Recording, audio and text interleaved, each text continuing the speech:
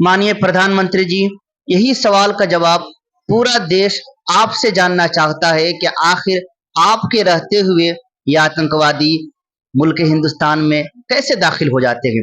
मुझे जवाब दीजिए, ये जो आतंकवादी है, ये नक्सलवादी है, उनके पास शस्त्र और बारूद कहां से आता है?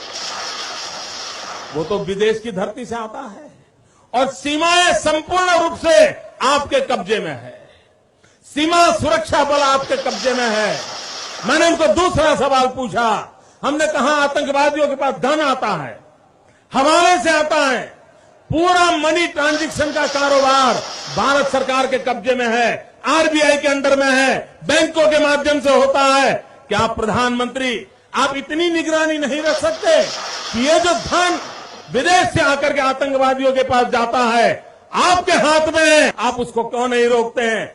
मैंने तीसरा सवाल उनको पूछा कि विदेशों से घुसपैठ आते हैं, घुसपैठ आतंकवादियों के रूप में आते हैं, आतंकवादी घटनाएं करते हैं, भाग जाते हैं। प्रधानमंत्री जी आप मुझे बताइए, सीमाएं आपके हाथ में है, कोस्टल सिक्योरिटी आपके हाथ में है, बीएसएफ सेना सब आपके हाथ में है, नेवी आपके हाथ में है, ये विदेश से घुसपैठ कैसे घुस जाते हैं? मैंने चौथा सवाल पूछा, सारा कम्युनिकेशन भारत सरकार के अंडर में है।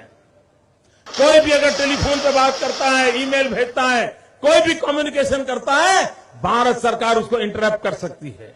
इंटरप्ट कर करके जानकारियां पा सकती है कि आतंकवादी गतिविधि के अंदर कौन सा कम्युनिकेशन चल रहा है और आप उसे रोक सकते हो। मैं पूछना चाहता हूं प्रधानमंत्री जी को, इस विषय में आपने क्या किया है? मैंने पांचवा सवाल उनको पूछा कि आप विदेशों में जो आतंकवादी भाग चुके हैं, जो लोग विदेश में बैठ करके हिंदुस्तान में आतंकवाद की घटनाएं कर रहे हैं, उनको प्रत्यारोपण के द्वारा हिंदुस्तान लाने का हमें अधिकार होता है।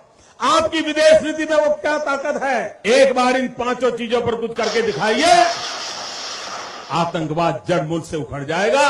राज्यों के अधिकार हथिया करके राजनीति के करने के खेल छोड़ दीजिए। भाइयों बहनों, दिल्ली की सल्तनत के पास मेरे इन सवालों के जवाब नहीं है। दिल्ली की सरकार में वो सीना नहीं है, 46 इंच का सीना लगता है दोस्तों, तब जाकर